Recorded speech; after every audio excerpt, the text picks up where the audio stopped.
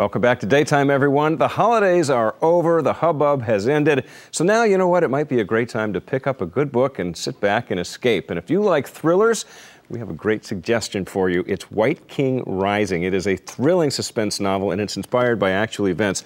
Joining us now is the book's author, Lee Kessler. This is a sequel. Welcome, Lee. Thank you. Great to be here. This is a sequel to the preceding book. Just give us a brief synopsis of what the story entails. Well, this is the story of what's been happening to us since 9/11, but through the point of view of our enemy, what exactly they're doing, how they're doing it, who they are, and what the strategy is to bring us down from within and how to win.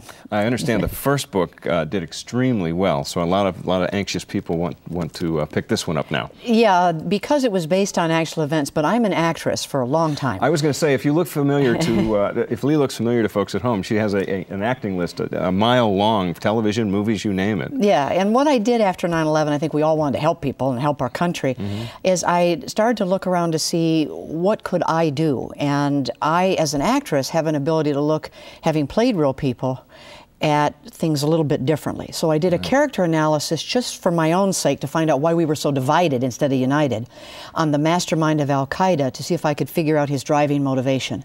I did, and then I began to predict what he would do if I had it right.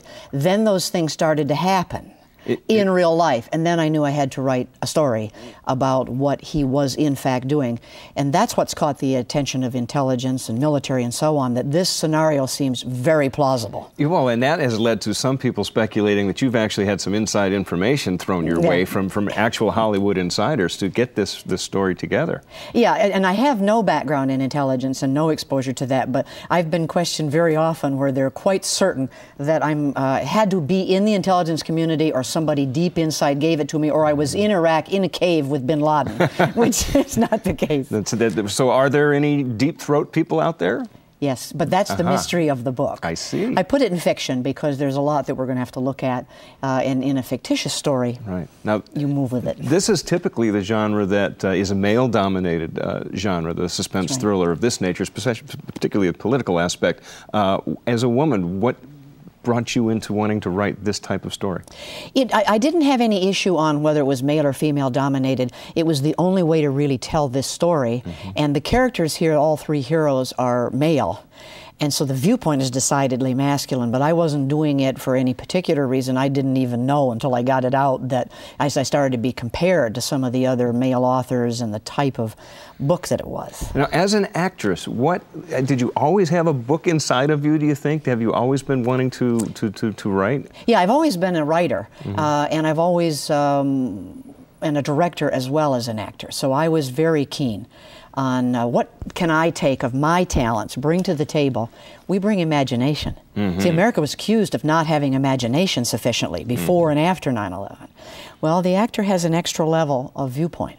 And so I brought the imagination to the actual real incidents, switched the viewpoint looking at it through the eyes of the other guy, and something else emerges, which you'll find quite fascinating. All right, well, as a successful author and a successful actress, do you see screenplay anywhere down the road? Yeah, we're very close on a major motion picture on the first book. Okay. And they were both written with the full intention that they would go to major motion picture, because they're page turners, twists and turns. You love the characters, but because it's the real events that you're living through, you go, oh my Lord, is that possible? I think it is.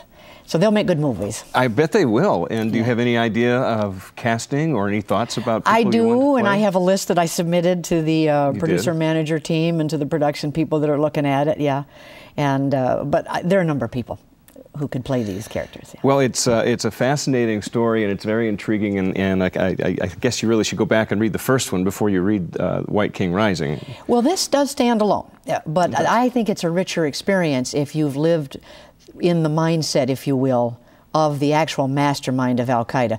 And the Israelis say they've never been able to figure him out, so I think that's part of why the book is fascinating and grabbing some attention in Washington insiders now. I could see why it is, yes. Yeah. Well, it's White King Rising. Lee Kessler, thank you very much. We do appreciate it. Thank you. For more information on Lee's book, you can go to our website, daytimeonline.tv. Cindy, we'll throw it over to you. Right. Thanks, Dave.